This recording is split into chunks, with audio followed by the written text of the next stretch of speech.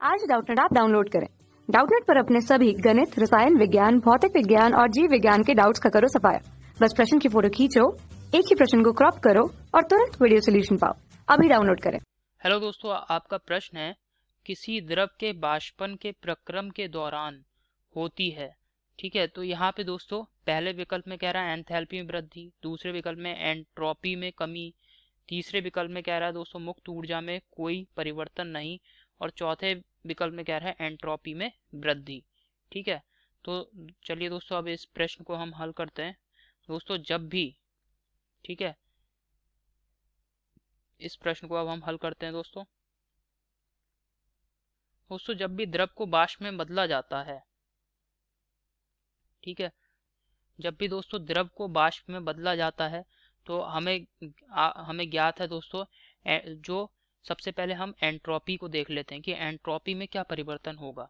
ठीक है, तो जब भी द्रव से वाष्प में अवस्था में परिवर्तन होगा, ठीक है, वाष्प में परिवर्तन होगा, ठीक है, तो क्या है, चूंकि द्रव में जो है अणुओं के मध्य थोड़ा बहुत आकर्षण बल लगा रहता है, जिसे हम कह सकते हैं, द्रव में जो आकर्षण बल होता है अणुओं के मध्य उसको हम सामान्यतः श्यानता कह सकते हैं। ठीक है, जिसकी वजह से द्रव के अणु आपस में क्या होते हैं, एक दूसरे के पास पास होते हैं। और परंतु बाष्प में जैसे ये बदल जाता है, द्रव से जब हम बाष्प में बदलेंगे तब दोस्तों बाष्प एक गैसीय अवस्था है। इसमें जो अणु होते हैं, ठीक है, जो अणु होंगे वो मुक्त रूप से गति करते रहते हैं, किसी भी प्रकार का अणुओं के मध्य कोई आकर्षण बल नहीं रहता है।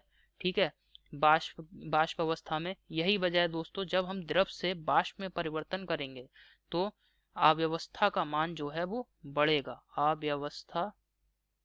अव्यवस्था का मान जो है यहाँ पे बढ़ेगा। जब भी द्रव से बाष्प अवस्था में परिवर्तन होगा तो अव्यवस्था का मान बढ़ेगा। और दोस्तों एंट्रोपी जो होती है अव्यवस्था की माप होती है, यानी एंट्रोपी जो है वो अव्यवस्था को व्यक्त करती है। जितनी अव्यवस्था जितनी अधिक होगी, अव्यवस्था का मान जितना अधिक होगा, अव्यवस्था यहाँ पे मैं लिख रहा हूँ दोस्तों, ठीक है, अव्यवस्था का मान जितना अधिक होगा, अव्यवस्था जितना अधिक होगी, ठीक है, एंट्रोपी का मान भी उतना ही अधिक होगा। एंट्रोपी का मान भी उतना ही अधिक होगा। और अव्यवस्था दोस्तों जितनी कम होगी एंट्रोपी का मान भी उतना ही कम होगा।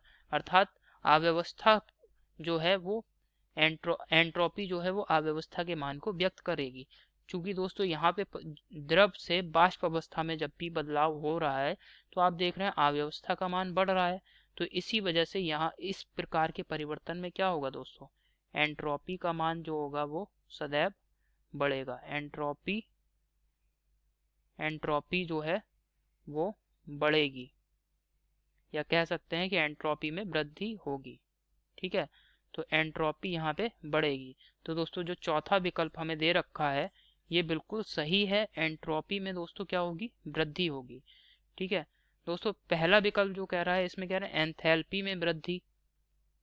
दोस्तों एंथैल्पी में यहाँ पे वृद्धि होगी या नहीं होगी, ये दोस्तों हम एंथैल्पी में जो है वृद्धि यहाँ पे नहीं होगी। ठीक है, और दोस्तों तीसरा विकल्प जो यहाँ पे कह रहा है इसमें कह रहा है मुक्त ऊर्जा में कोई परिवर्तन नहीं। चूंकि दोस्तों मुक्त ऊर्जा जो है द्रव की पृष्ठ ऊर्जा भी कह सकते हैं हम। ठीक है, अब जब ताप बढ़ाया तो ताप बढ़ाने पर द्रव जो है वो बाष्प अवस्था में बदल गया। ठीक है, अब जो मुक्त ऊर्जा है वो क्या व्यक्त करती है दोस्तों, द्रव के पृष्ठ में जो है द्रव के अणु एक दूसरे को बहुत अधिक मात्रा में आकर्षित करते हैं।